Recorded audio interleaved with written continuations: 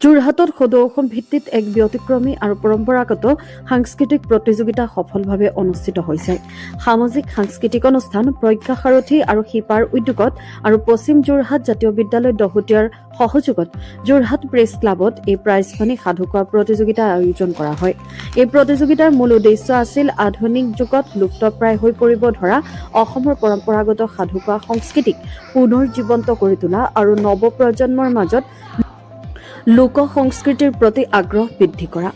এই অনুষ্ঠানখনিত যোৰহাট জিলাৰ লগতে ৰাজ্যৰ বিভিন্ন প্ৰান্তৰ পৰা অহা কেইবাখনো বিদ্যালয়ৰ ছাত্ৰ ছাত্ৰীসকলে অংশগ্ৰহণ কৰে। প্ৰায় 100ৰো অধিক প্ৰতিযোগীয়ে এই সাধু কোৱা প্ৰতিযোগিতাত অংশ লয় বুলি আয়োজকসকলে জানিবলৈ দিয়ে। প্ৰতিযোগিতাত অংশগ্ৰহণ কৰা ছাত্ৰ ছাত্ৰীসকলে নিজ নিজ ভাষাশৈলী, কণ্ঠস্বৰ, উঠানামা, ভাৱভংগী আৰু অভিনয়ৰ জৰিয়তে সাধুসমূহ অতি সজীৱ ৰূপত উপস্থাপন কৰে। বিশেষকৈ শিশু আৰু কিশোৰ কিশোৰীসকলৰ সাৱলীল উপস্থাপনা আৰু আত্মবিশ্বাসে উপস্থিত দৰ্শকক আপ্লুত কৰি তোলে। প্ৰাচীন লোককথা, নীতিশিক্ষামূলক সাধু আৰু সামাজিক বাৰ্তা সম্পন্ন কাহিনীৰ জৰিয়তে প্ৰতিযোগিতাখনে সকলোৰে মন আকৰ্ষণ কৰিবলৈ সক্ষম হয়। অনুষ্ঠানখনিত উপস্থিত থকা বিশিষ্ট অতিথি আৰু বিচাৰক মণ্ডলীয়ে এই ধৰণৰ প্ৰতিযোগিতা নৱপ্ৰজন্মৰ বাবে অতি প্ৰয়োজনীয় বুলি উল্লেখ কৰে। তেওঁলোকে কয় যে সাধু কোৱা সংস্কৃতিৰ জৰিয়তে শিশুসকলৰ কল্পনা শক্তি, ভাষাগত দক্ষতা আৰু নৈতিক মূল্যবোধ গঢ় লৈ উঠে। ভৱিষ্যতেও এনে অনুষ্ঠান অধিক ব্যাপক ৰূপত আয়োজন কৰাৰো আহ্বান জনোৱা হয়। অনুষ্ঠানৰ অন্তত শ্ৰেষ্ঠ প্ৰতিযোগীসকলক পুৰস্কাৰ আৰু প্ৰমাণপত্ৰ প্ৰদান কৰা হয়।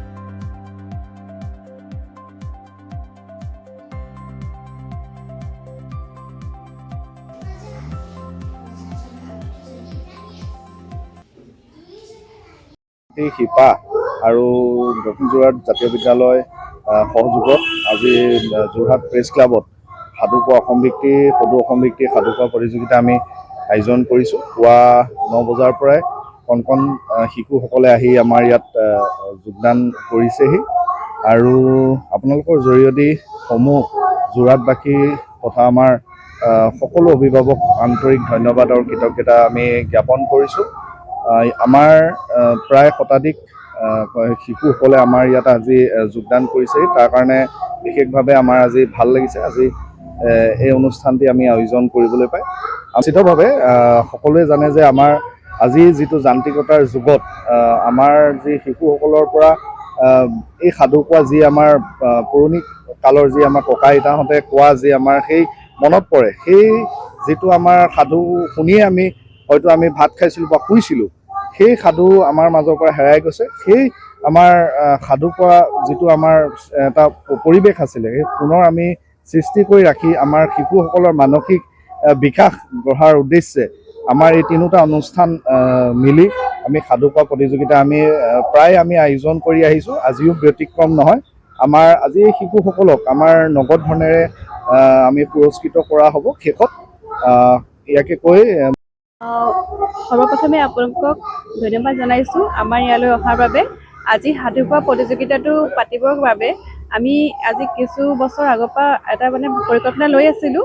ইয়াৰ আগতো আমি কিছুমান অনুষ্ঠান কৰিছিলোঁ। তেতিয়া আমি ভাবিলোঁ যে আমাৰ যিসকল ছাত্ৰ ছাত্ৰী তেওঁলোকৰ যিটো চিন্তাধাৰা আৰু বিশেষকৈ আহি দুষাৰ কথা পতা, নিসংকোচে কিবা এটা ধুনীয়াকৈ আহি ক'ব পৰা, সেই বস্তু নাইকিয়া হৈ গৈ আছে। তেওঁলোকে কিতাপৰ শিক্ষাৰ লগতে অকল সীমাবদ্ধ থাকি গৈছে, কথা পাতিব নজনা নিচিনা হৈ গৈছে। তেতিয়া আমি ভাবিলোঁ যে আমি সৰুতে যি সাধু পঢ়িছিলোঁ, বুঢ়ী আইৰ সাধু বা অন্যান্য সাধু আমাৰ অসমীয়া কিতাপতো আছিলে, সেই ইমান ধুনীয়া সাধুখিনি পঢ়ি তাৰপৰা আমি যিখিনি শিক্ষা পাওঁ, সেইখিনি যদি আমাৰ নতুন ছাত্ৰ ছাত্ৰীখিনিয়ে শিকে আৰু তেওঁলোকে তাৰ পৰা কিছুমান শিকিব পাৰে, সেইটো কাৰণে আমি সাধু কোৱা প্ৰতিযোগিতাটো অনুষ্ঠিত কৰিম বুলি মনতে আমি ভাবিলোঁ, পৰিকল্পনা ল'লোঁ আৰু সকলোৱে আলোচনা কৰিলোঁ। আৰু শিপা আৰু প্ৰজ্ঞা সাৰথী উদ্যোগত আৰু পশ্চিম যোৰহাট জাতীয় বিদ্যালয়ৰ সহযোগত আমি এইটো পৰিকল্পনা আগবঢ়াই নিছোঁ। আৰু আজি আমাৰ ইয়াত 188 শিক্ষাৰ্থী আহিছে। আমি যোৰহাটৰ মাজমজিয়াত থকা যথেষ্টখিনি স্কুলত গৈ আমি নিজে নিমন্ত্ৰণী চিঠি দিছিলোঁ, যাতে তেওঁলোকৰ ছাত্ৰ ছাত্ৰীসকল আহক, ইয়াত আজি অংশগ্ৰহণ কৰক আৰু তেওঁলোকৰ নিজৰ বৌদ্ধিক বিকাশৰ পৰিচয় দিয়ক। সেয়াই আৰু খুব ভাল লাগিছে। বহুতখিনি ল'ৰা ছোৱালী ওলাই আহিছে, এটা ধুনীয়া হৈছে। আপোনালোকক ধন্যবাদ জনাইছোঁ। আপোনালোক যেনেকৈ আহিছে কণ কণ শিশুসকলক উৎসাহিত কৰিবৰ কাৰণে।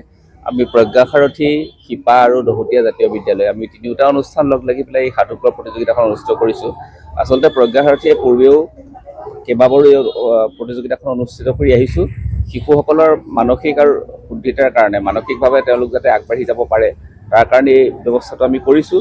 আৰু খুব বেছি ভাল লাগে যে শিশুসকলে যোৱা এটা বছৰ আমি কৰা নাই যদিও ইমান উৎসাহেৰে ওলাই আহিছে। আজিও শতাধিক ছাত্ৰ ছাত্ৰী আমাৰ মাজলৈ ওলাই আহিছে। আমি তেওঁলোকক যাতে আগবঢ়াই লৈ যাব পাৰোঁ, উৎসাহিত কৰিব পাৰোঁ তাৰ কাৰণে প্ৰজ্ঞাসাৰথীয়ে কাম কৰি আহিছে, শিপাই কাম কৰি আহিছে আৰু আজিও আমি তাৰ কাৰণে এই অনুষ্ঠানটো আগবঢ়াই দিছোঁ।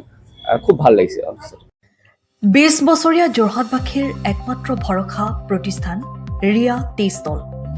হয়, যোৰহাট পুৰণি বালিবাটস্থিত বিজি পথত আপোনালোকৰ আপোন আৰু ভৰসাৰ চাহ, মিঠাই, বিভিন্ন সুস্বাদু সমৃদ্ধ বিপণী Riya tea stall. Riya tea ষ্টলৰ দ্বিতীয়খন সংযোজন ৰিয়া টি ষ্টল ৰাইজৰ বাবে মুকলি।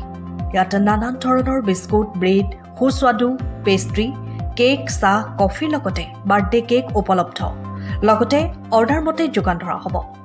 তেনেহ'লে পলম নকৰি আহক আপোনালোকৰ প্ৰিয় বিপণী ৰিয়া টি ষ্টললৈ।